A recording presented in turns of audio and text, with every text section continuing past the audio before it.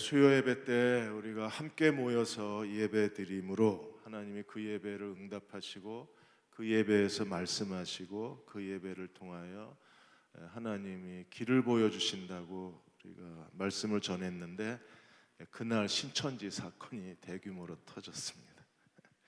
예배 드리다가 코로나19 바이러스가 확산이 돼서 대구 신천지에서의 예배가 다른 사람들에게 바이러스를 옮기는 온상지가 돼버린 거예요. 일본은 크루즈선 유람선 때문에 바이러스가 많이 전파가 되고, 한국은 이제 대구 신천지 때문에 바이러스가 퍼지기 시작했습니다. 이만희 총회장이 그 신천지 앱을 통해서 이번 사건에 대해서 이건 마귀가 장난을 치는 거다. 신천지가 급성장하니까 마귀가 신천지 성장을 저지하려고 일으킨 마귀짓이다. 그래서 모든 신천지 사람들에게 싸워서 이기자, 기도로 이기자, 이렇게 독려를 했습니다. 일부에 의하면 지금 많이 아프시다고 그렇게 들었습니다. 신천지 예배는 우리처럼 이렇게 의자에 앉아서 예배 안 드립니다. 이분들은 아주 철저하게 구석기 시대 예배를 드립니다. 조선 시대 예배. 옷도 검은색이나 흰색을 입고 바닥에 무릎 꿇고 앉아서 예배를 드립니다. 만일에 지금 한국 교회가 그렇게 하면 몇 사람이나 예배당에 남아 있을까요? 그런데 이 사람들은 그렇게 예배 드리는 거에 대해서 굉장한 자긍심을 느낍니다. 무릎 꿇고 예배 드리는 거예요. 그러니까 무릎 꿇고 1시간만 2시간씩 예배를 드리고, 또 설교 때 아멘을 크게 안 하면 이게 다 이제 점수 평가에서 점수를 못 받아요. 그러니까 큰 소리로 아멘을 외쳐야 돼요. 이런 예배 방식 때문에 어쩌면 그렇게 감염이 크게 확산됐는지도 모릅니다. 주일날은 절대 자가용 끌고 교회 못 옵니다. 다 대중교통 이용하고 와야 됩니다. 한번 해볼까요? 저희도 대중교통 이용하고 까만색이나 흰색만 입고 바닥에 무릎 꿇고 앉아서 예배드리고 2시간 예배 한번 해볼까요? 그런데도 이런 금욕적 종교 규율에 오히려 그들이 신천지의 추종자가 되는 겁니다. 이번에 사태가 일어나고 나서 CBS가 계속해서 신천지를 추적을 했습니다. 대구 신천지가 전화 받지 마라, 가서 신천지라고 말하지 마라, 신천지 신분을 숨겨라, 그런 지시사항도 CBS가 찾아내고, 그 다음에 다 아시는 것처럼 이번에 이제 전부 신천지 예배가 폐쇄가 되니까 기성교회로 가라, 내일 모레 주일날 기성교회 가서 이 바이러스를 퍼뜨려라. 그래서 신천지, 이 코로나 바이러스를 퍼뜨리는 게 신천지만의 문제가 아니라 한국교회 문제로 만들어라. 사실인지 모르겠습니다. 그런데 어쨌든 CBS에서 이 기사가 나왔기 때문에. 그리고 계속 댓글을 답니다. CBS 기사마다 그 신천지 신문 기사마다 다음이나 네이버나 포털 기사에 신천지 사람들이 가서 집중적으로 댓글을 달아요. 대표적인 게 이겁니다. 다른 교회에 비해서 신천지가 잘 대처하는 것 같다. 그래서 긍정적으로 해서 좋아요를 누르게 그렇게 합니다. 끈질기게 신천지는 자신들의 모습을 감추고 이런 사회적으로 큰 소요를 일으켰는데도 불구하고 여전히 자신들을 드러내려고 하지 않고 있습니다. 결국 이 대구 신천지 사태로 인해서 청소년들이 이번에 캠프 내일까지인데 오늘로 취소하고, 저희도 두빛나래가 내일 마지막 강인데 강사님이 오시는 게 좀 부담스러우셨던 것 같아요. 그래서 내일 두빛나래 강해가 취소가 되고, 이제 저희도 예배 외에는 모든 모임이 다 전면 취소가 되게 됐습니다. 이런 상황이 벌어지게 된 이유가 여기에 있어요. 오늘 보신 것처럼 화면이 달라졌죠. 이제 그 자막 화면이 아래로 뜹니다. 이게 왜냐하면 이번 주부터 예배 생중계로 예배 드리시는 분이 많을 것 같아서 집에서, 그래서 지금 예배 중계도 포맷을 조금 저희가 바꿨습니다. 신천지 이 사람들은 어떻게 된 사람들일까요? 그리스도인인가요? 어떻게 그렇게 맹목적적으로 그 교리를 따를 수 있는지, 이만희를 따를 수 있는지 참 신기한 일입니다. 하나님께서 미리 경고하신 게 뭐예요? 마지막 때가 되면 믿는 자도 미혹을 당하는 시대라 그랬어요. 그 생생한 증거가 어쩌면 이 신천지인지도 모르겠습니다.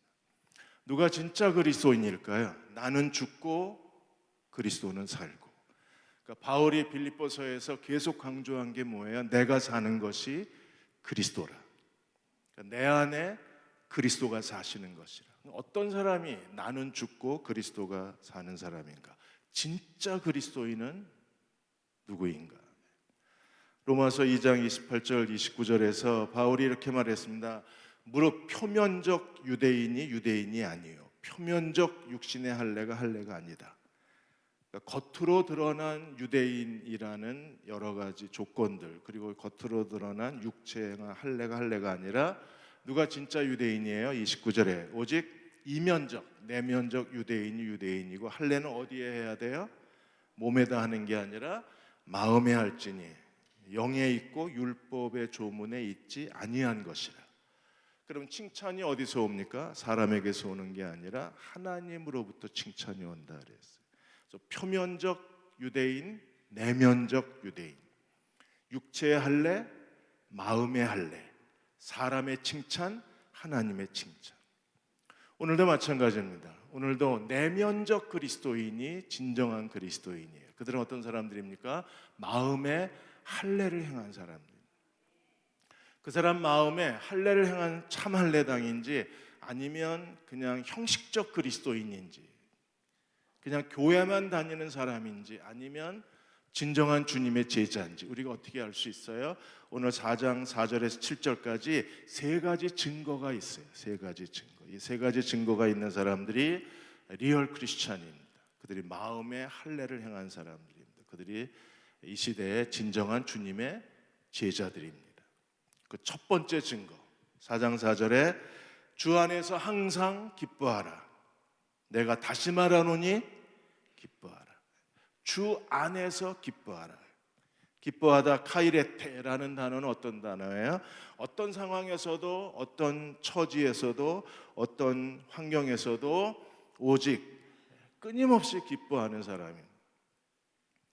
그는 환경 때문에 기분이 좋아졌다 나빠지는 사람이 아닙니다. 여러 주변의 일로 인해서 기분이 즐거워졌다가 다시 우울해지는 사람이 아닙니다. 그는 항상 기쁨이 고정되어 있는 사람입니다. 그가 어떻게 기뻐할 수 있어요? 그리스도가 그분의 기쁨이기 때문에 그렇습니다. 그래서 그리스도에 대하여 기쁨을 얻는 사람들, 그리스도라는 말만 들어도 기쁨이 넘치는 사람, 그리스도를 위해서라면 모든 것을 다 포기하고 순종하고 희생할 수 있는 사람들. 왜 그래요? 그리스도를 기뻐하기 때문에 그렇습니다. 1장 18절에 바울은 빌립보 교회에 이렇게 얘기했습니다. 그러면 무엇이냐? 거칠애로 하나 참으로 하나 무슨 방도로 하든지 전파되는 것이 그리스도니 이로써 나는 기뻐하고 또한 기뻐하리로다. 2장 17절 18절 세 번역은 이렇게 말했습니다. 여러분의 믿음의 제사와 예배에 나의 피를 붓는 일이 있을지라도 나는 기뻐하고 여러분 모두와 함께 기뻐하겠습니다. 나의 피, 내가 너희를 위해서 죽을 수 있어도 너희의 믿음의 제사와 예배에 내가 죽는 일이 있어도 나는 기뻐하겠다.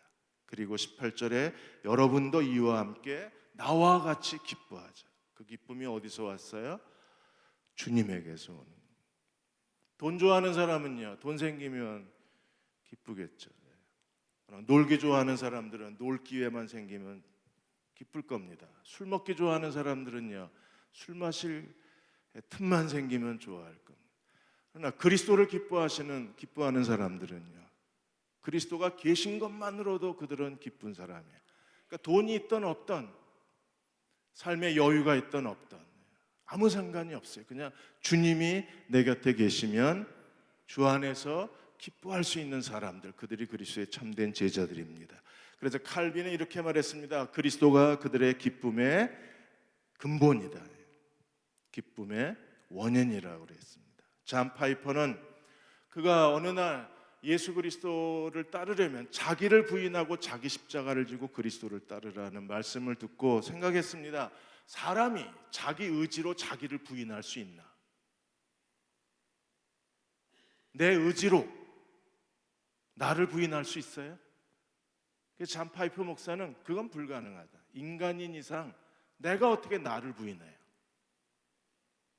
어떤 도덕적인 사람도, 철학적인 사람도, 교육을 많이 받은 사람도, 교양과 학식이 있는 사람도 자기가 자기를 부인한다는 건 결코 쉬운 일이 아니라 그랬어요. 근데 주님이 왜 이걸 우리에게 요구하셨어요? 누가 자기를 부인할 수 있습니까? 예수 그리스도를 인격적으로 만나서 그 앞에 무릎 꿇은 사람이라면 본능적으로, 자발적으로, 너무나 쉽게 자기의 모든 것을 부인하고 자기 십자가를 지고 주님을 따를 수 있어요. 왜요? 그분을 사랑하기 때문에. 하나님이 어떻게 우리를 사랑하셨는가를 알고 그리스도의 사랑을 깨닫고 그 사랑을 마음에 받아들인 사람들은, 그리스도에 대한 기쁨이 넘치는 사람들은 그리스도를 위해서라면 모든 것을 다 포기하고 헌신할 수 있는 거예요. 전에 왜 제가 평생 담배 핀 할아버지 얘기를 해드렸잖아요. 이 할아버지가 이제 손녀딸을 너무나 사랑하는데 손녀딸이 담배 냄새 난다고 할아버지 싫다고 그래도 손녀딸을 사랑하면서도 이 할아버지가 담배를 못 끊고 계셨어요. 근데 어느 날 담배를 끊었습니다. 아내가 죽은 다음에 오랜만에 정말 사랑하는 여자를 만났어요. 노인학교에서. 근데 그 사랑하는 여자가 난 담배 피는 남자는 싫다고 그랬습니다. 그날로 끊으셨습니다. 사랑의 힘이 이렇게 위대합니다. 왜요? 사랑하면, 기뻐하면 뭐든지 할 수 있는 거예요. 우리가 그리스도를 인격적으로 만난 사람들이라면, 그리스도를 위해서라면 기꺼이 자발적으로 자기를 부인하고 자기 자신을 다 포기하고 주님을 따라갈 수 있는 사람들, 그들이 그리스도의 참된 제자들입니다. 마음의 할례를 받은 사람들. 하나님이 쓰시는 한 사람을 쓰셨던 임은미 선교사님이, 이분이 케냐 선교사님이십니다. 케냐에서 21년간 사역을 하셨습니다. 지금은 한국에 들어와서 한국의 캠퍼스 사역을 하고 계십니다. 이분이 케냐에서 21년 동안 6개 교회 개척하고, 그리고 기도원을 세우고, 케냐 나이로비 국제신학대학에서 그분이 그 기독교 상담학 교수로 9년 동안 학생들을 가르치시고, 그리고 케냐 아이들이 하루에 한 끼밖에 못 먹으니까 토요일이면 동네 애들을 다 집에 초대해서 15년 동안 아이들 밥을 먹이고 아이들을 성경 공부 가르치고 그 아이들을 주님의 제자로 만드셨던 분이셨어요. 이분이 어떻게 케냐 선교사로 가게 됐는가 하면, 고등학교 3학년 때 고모가 미국에 사셨는데 고모 초청으로 온 가족이 다 미국으로 이민을 간 겁니다. 근데 고등학교 3학년까지 이 임은미 선교사가 전혀 공부를 안 하신 거예요. 공부가 싫었대요. 왜 공부해야 되는지 몰랐기 때문에 학교 가는 것 자체가 너무 고통스러웠어요. 그리고 미국에 가서 레벨 테스트 하는데, 이건 고등학교 3학년으로 왔는데 레벨 테스트 하니까 도저히 고등학교 아이들하고 공부할 수가 없다 그래서 할 수 없이 고등학교 1학년 반에 들어갔어요. 학년을 낮춰서. 그런데 한 학기 공부하고 다시 레벨 테스트해서 이제 중학교 2학년으로 들어갔어요. 도저히 학업을 못 따라가는 겁니다. 이렇게 해서 고등학교를 마치는데 몇 년이 걸린 줄 아십니까? 임은미 선교사가 5년 5개월이 걸렸습니다. 고등학교 마치는데. 그래도 자기는 왜 공부해야 될지, 자기 꿈이 뭔지, 살아야 될 이유가 뭔지, 왜 미국까지 와서 나를 괴롭히는지 그냥 부모가 원망스럽기만 했어요. 그러다가 대학교 1학년 때 교회에서 그 대학생 캠프를 했는데 그 목사님이 로마서 12장 1절 2절을 설교하셨는데 로마서 12장 2절에서 깨졌어요. 너희가 이 세대를 본받지 말고의 성령이 임하셨대요. 자기가 왜 그 말씀에 그 은혜를 받았는지 지금도 이해가 안 된대요. 세대를 그렇게 타락하고 방종하게 산 것도 아니었는데 어쨌든 그 말씀에 무너졌어요. 성령이 임했습니다. 그리스도 앞에 무릎을 꿇었습니다. 그리고 제일 먼저 한 일이 뭔지 아십니까? 공부하고 싶다는 거예요. 이제는 내가 주님을 위해서 뭔가를 하고 싶다. 그래서 제일 먼저 하나님 앞에 엎드려 기도한 게 하나님 저 공부하고 싶어요. 그래서 강의 시간마다 대학 다니는 내내 강의 시간마다 하나님 앞에 기도했대요. 하나님 이 강의 알아듣게 해주세요. 깨닫게 해주세요. 알게 해주세요. 책을 펴고 읽을 때마다 알게 해주세요. 시험 볼 때마다 하나님 시험 잘 보게 해주세요. 그렇게 기도하면서 대학을 공부한 거예요. 그리고 졸업할 때에는 그 대학에서 외국인으로서는 처음으로 최우수상을 타고 졸업을 하게 됐어요. 그렇게 해서 이분이 하나님께 자기를 헌신하기 시작했습니다. 그 즈음에 대학을 졸업할 즈음에 뭐가 됐으면 좋겠을까 했을 때 자기도 모르게 여자 목사가 됐으면 좋겠다. 그리고 대학교 교수가 됐으면 좋겠다. 그런 마음이 들었대요. 그래서 그때부터 아침에 그 콰이어 타임을 큐티를 할 때마다 항상 하나님 앞에 기도를 했답니다. 하나님 교수 되게 해주세요. 하나님 목사 안수 받게 해주세요. 이렇게 해서 매일 기도하면서 하나님이 어느 날 자기가 케냐 선교사로 가서 거기서 목사 안수 받고 그 다음에 나이로비 신학대학에서 학생들을 가르치는 교수가 돼 있더라. 그래서 그분이 그 책에서 인터뷰하시면서 이렇게 얘기했어요. 내가 정말 자랑할 것은 20년 동안 매일 새벽마다 하나님과 교제한 거. 새벽 4시면 일어나서 2시간 동안 말씀을 읽고 성경을 읽고 기도한 게 자기가 한 일에 가장 소중한 일이었대요. 그렇게 매일 아침 일어나서 성경 읽고 기도하다 보니 선교사가 돼 있고, 기도하다 보니 목사 안수 받았고, 기도하다 보니 자기는 교수가 돼 있고, 기도하다 보니 28쇄나 그 인쇄한 책의 저자가 돼 있더라. 하나님이 쓰시는 한 사람이 돼 있더라고 고백을 했습니다. 그 안에 뭐가 생겼어요? 주님을 만나고 기쁨이 생긴 겁니다. 그리고 그리스도를 위해서 자기의 생애를 아낌없이 산제물로 바친 거예요. 오늘 청소년부 여러분들에게 하나님께서 주님을 만나게 하시고 그리스도로 말미암아 주시는 기쁨이 우리 젊은이들에게 넘치시기를 주의 이름으로 축원합니다. 두 번째, 마음의 할례자는 우리에게 뭐가 있어요? 4장 5절이 있습니다. 너희 관용을 모든 사람에게 알게 하라. 주께서 가까우시니라. 너희 관용을 에피에이케스라는 것은 온유하다는 겁니다. 너희가 온유한 사람, 너그러운 사람이라는 것을 모든 사람에게 알게 해라.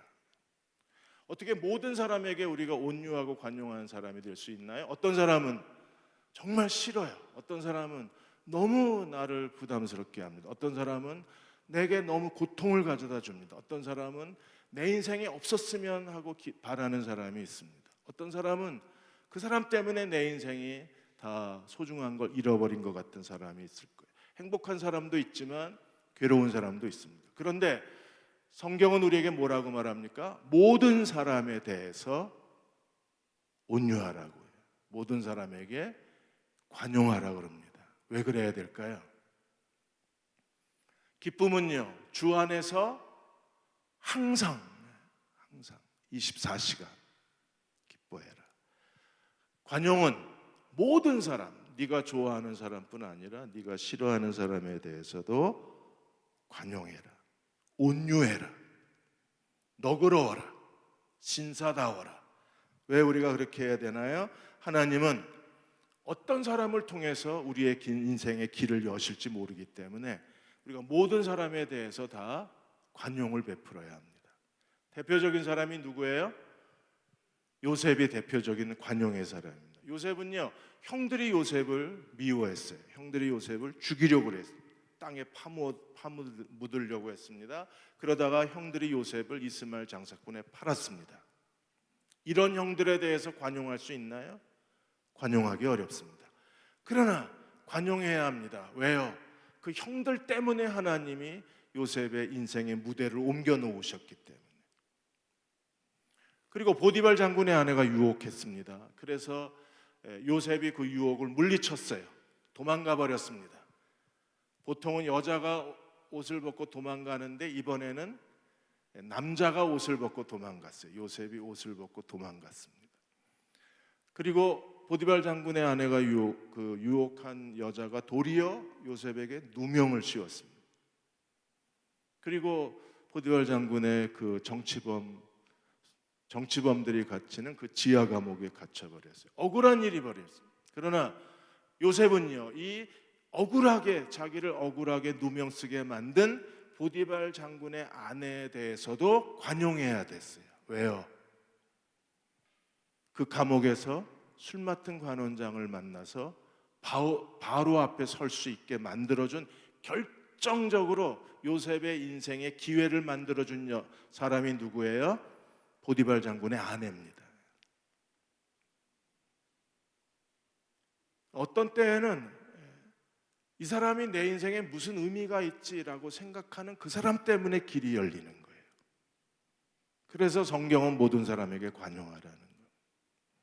술 맡은 관원장을 감옥에서 만났습니다. 친절하게 요셉이 술 맡은 관원장, 그 당시에 애굽 대제국의 바로의 전문 셰프들입니다.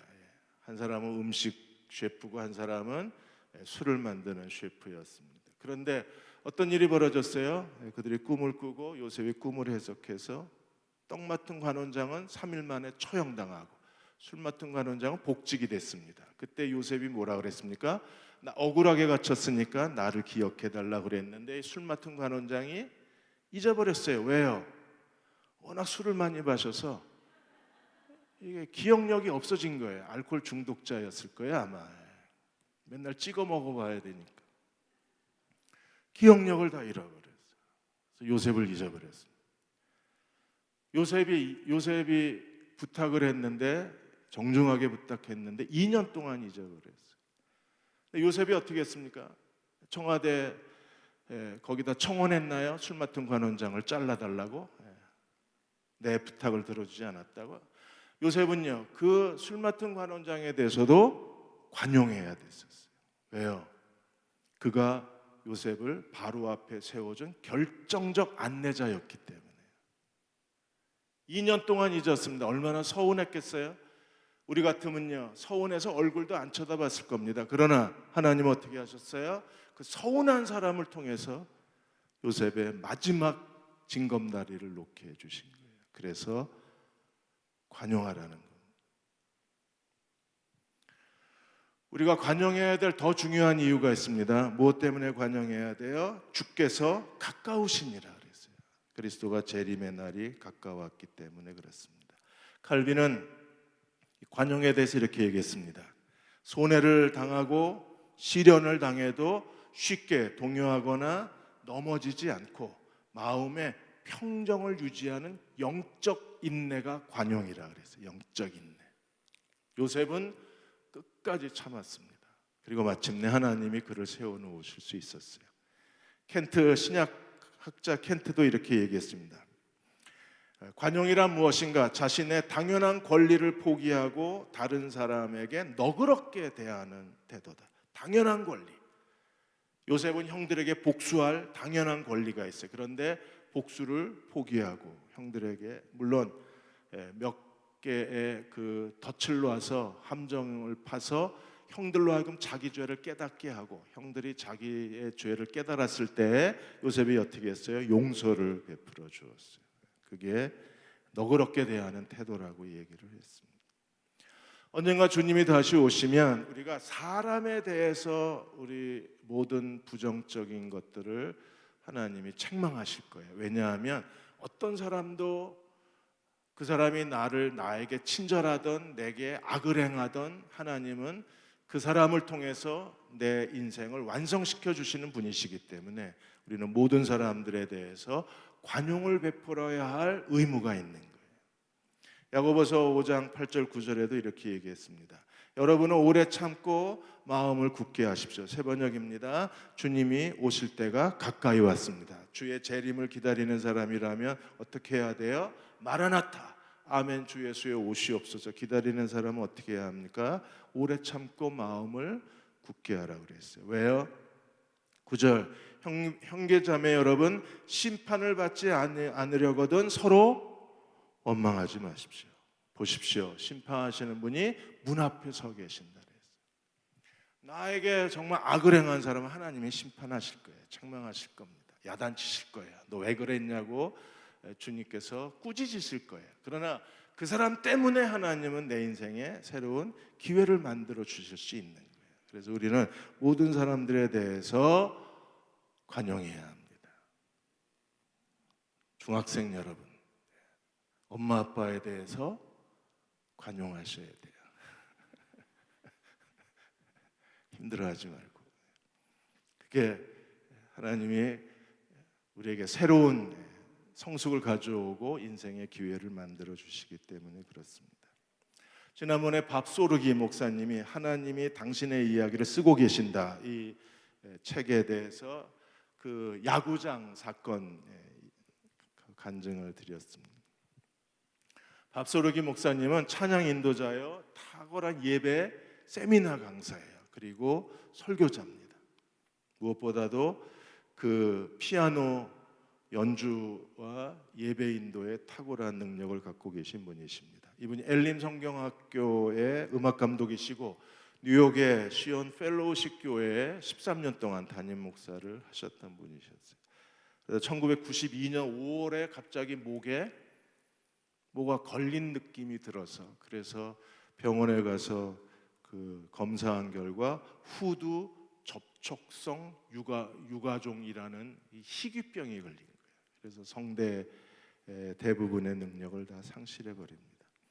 그렇게 성대 대부분의 능력을 상실하고 20년 동안 그가 그 연약한 성대를 가지고 말씀을 전하고 그 약한 성대를 가지고 하나님을 찬양한 거예요.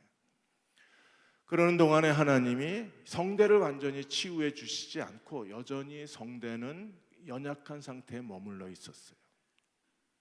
근데 하나님이 그것 때문에 은혜를 베풀어 주셨습니다. 밥소르기 목사님은 누구도 볼 수 없는 성경 본문에 하나님의 은혜를 찾아냅니다. 성경 보는 눈이 굉장히 깊어진 거예요.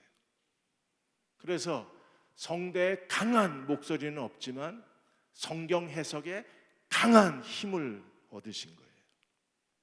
하나님은 하나를 빼앗아 가시고 더 큰 하나를 선물로 주신 거예요. 그래서 밥소르기 목사님은 나는 내게 일어난 모든 일에 대해서, 자기 인생에 일어난 일에 대해서 원망하고 불평하고 절망하고 저주했는데, 근데 하나님이 나에게 내가 잃어버린 것보다 더 큰 것을 주셨다는 걸 깨닫는 순간에 나는 더할 나위 없이 하나님을 찬양할 수 있었다고 했습니다.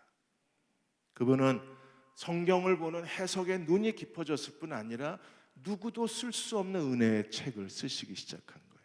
그 중에 대표적인 게 하나님은 당신의 인생의 이야기를 쓰고 계신 작가라는 거예요. 내 인생의 작가, 전기 작가. 그래서 하나님은 오늘도 내 인생에 일어난 모든 일을 통해서 내 인생의 놀라운 이야기를 기록하고 계신 하나님이십니다. 그러므로 하나님이 내 인생을 어떻게 만들어 가세요? 내 곁에 있는 사람들을 통해서 만들어 가세요. 그 모든 사람들에게 어떤 사람이 나의 인생의 안내자가 될지 모르기 때문에 우리는 모든 사람들에 대해서 힘들고 아프지만, 고통스럽지만, 절망스럽지만, 그러나 관용을 베풀어야 합니다. 마지막으로 세 번째, 4절 6절에서 7절까지 보시면 우리는 어떤 사람이 돼야 합니까? 평강의 사람이 돼야 합니다. 사람은 누구나 다 마음에 염려가 있습니다. 오늘 교회 오실 때 염려하지 않았나요? 대구 신천지 예배당에서 바이러스 퍼지는 거를 그 어떤 뉴스에서 그거를 그 애니메이션으로 만들었어요. 예배드려 앉아서 예배드리는데 막 바이러스가 공중에 떠다니는 모습으로, 야, 저걸 왜 만들었을까? 막 공포스럽게 만들었어요. 예배당에 앉아 있는 것 자체가 두렵게 만들어 놓은 거예요.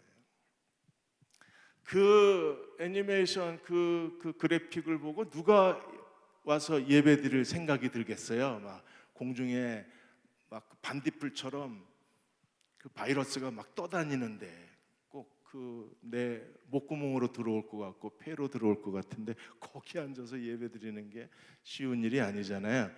염려 때문에 우리는요, 염려 때문에 하나님이 우리에게 주시는 기회를 놓칠 때가 많아요. 염려 때문에. 염려는 마음을 낙심하게 만듭니다.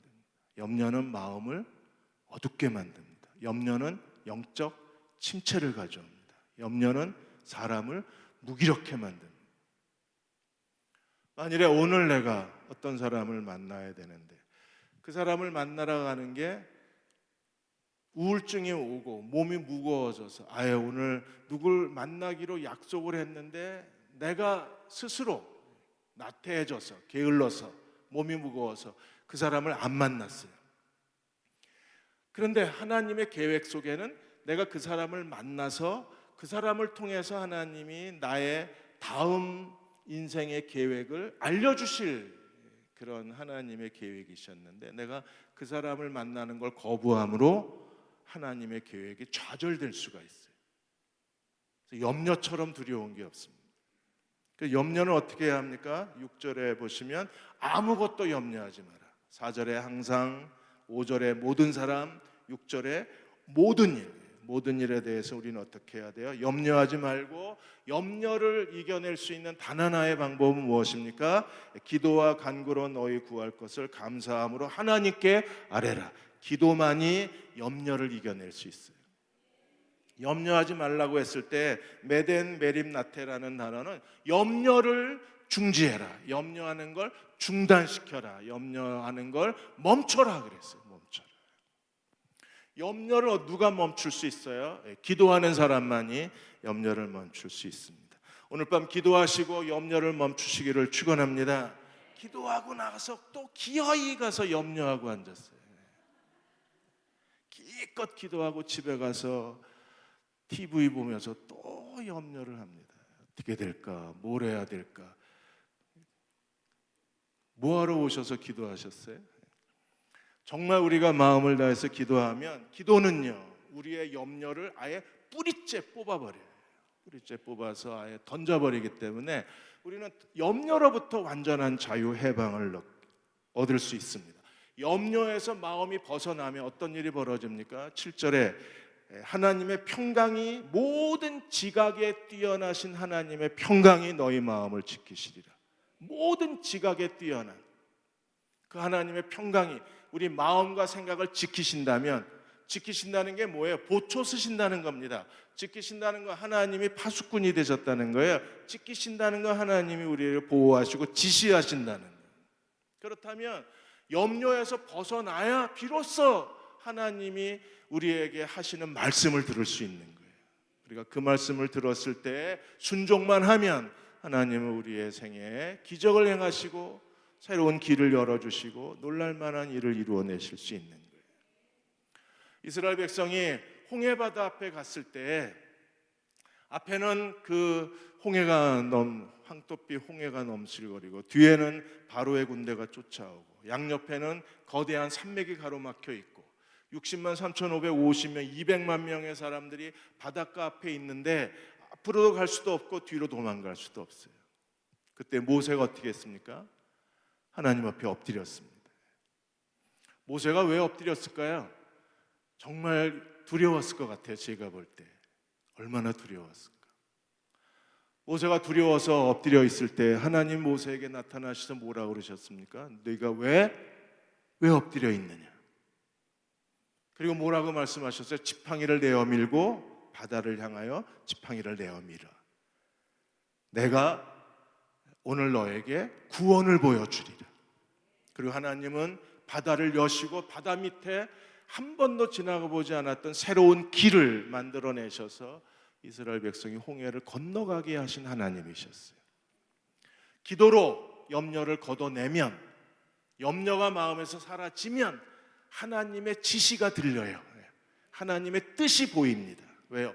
모든 지각에 뛰어난 하나님이 우리의 마음과 생각을 지키시기 때문에 하나님이 우리에게 무엇을 해야 될지 어떻게 해야 할지 지시하시는 대로 우리가 순종하기만 하면 하나님이 그 기도를 들으시고 그 기도에 응답하셔서 우리에게 새로운 구원을 베풀어 주시는 거예요. 그러므로 염려를 우리가 마음에 내버려 두고 있으면, 염려가 마음에 쌓여져 있으면 영적으로 점점 둔해집니다. 그리고 마음이 점점 무거워집니다. 옆 사람 한번 볼까요? 그래서 그 얼굴이 됩니다. 염려에서 해방된 사람들은요, 정말 마음에 자유가 있어요. 그리고 하나님을 절대 신뢰합니다. 그리고 하나님이 놀랍게 응답해 주시는 거예요. 이번에 한근영 사모가 나는 같이 살기로 했다라는 책을 하나 쓰셨어요. 이분은 부목사님 그 아내였다가 부목사님이 갑자기 치료 불가 판정을 받아요. 그래서 할 수 없이 병원에서 치료할 수 없게 되니까 이제 남편을 데리고 요양 생활을 시작하면서 그때 간증을 이 책에 이렇게 쓰셨습니다. 통장은 완전히 이제 돈이 하나도 없고, 남편은 병원에서 치료가 안 되니까 집에서 요양 생활을 시작을 하고, 먹고 살아야 되잖아요, 두 아들하고 같이. 근데 하나님이 놀랍게도 이분이 워낙 전기 한 사람의 자서전을 쓰는 작가로 이렇게 결혼 전에 활동을 하셨었는데, 두란노에서 기가 막히게 필요할 때마다 그 원고 교정을 보게 하거나 교요를 보게 하거나 아니면 녹음 테이프를 주고 그것을 자서전을 받아쓰기를 해서 그렇게 일을 주는 거예요. 그래서 그걸 가지고 남편하고 먹고 사는 거예요. 그분이 두 가지를 깨달았습니다. 하나는 내가 내일 일이 안 들어오면 어떡하나. 내일 일이 안 들어오면 굶어야 되는 거예요. 두란노에서 내일 원고를 주지 않으면 내일 남편하고 같이 굶어야 돼요. 남편 병원비도 감당할 수가 없는 거예요. 그래서 어느 날 그분이 깨달으신 게, 내가 내일 일이 안 들어오면 어떡하나 염려로 사는 자기를 발견해요. 내가 언제까지 이렇게 염려로 살아야 되나. 그러다가 염려로 사는 걸 바꿔요. 내일 일이 안 들어오면 어떡하나. 이 염려 대신에, 삶에 대한 염려 대신에 내가 하나님 앞에 오늘 순종하고 살았나, 순종에 대한 질문으로 바꿔요. 내가 오늘 하나님께 순종했나, 오늘 하나님이 기뻐하시는 삶을 살았나, 내일 뭐 먹지, 오늘은 뭐 먹지 라는 그 염려의 마음을 하나님께 대한 마음으로 바꿔요. 그리고 두 번째, 그렇게 염려를 하나님께 대한 순종의 마음으로, 하나님께 대한 질문으로 바꾸자 마음에 무거운 짐이 다 벗어진 거예요. 어느 날 남편이 아내한테 그랬어요. 당신은 뭐가 그렇게 즐거워? 별명이 명랑아내입니다. 명랑아내. 당장 먹을 게 하나도 없는데 아내는요 명랑해요. 왜 그렇습니까?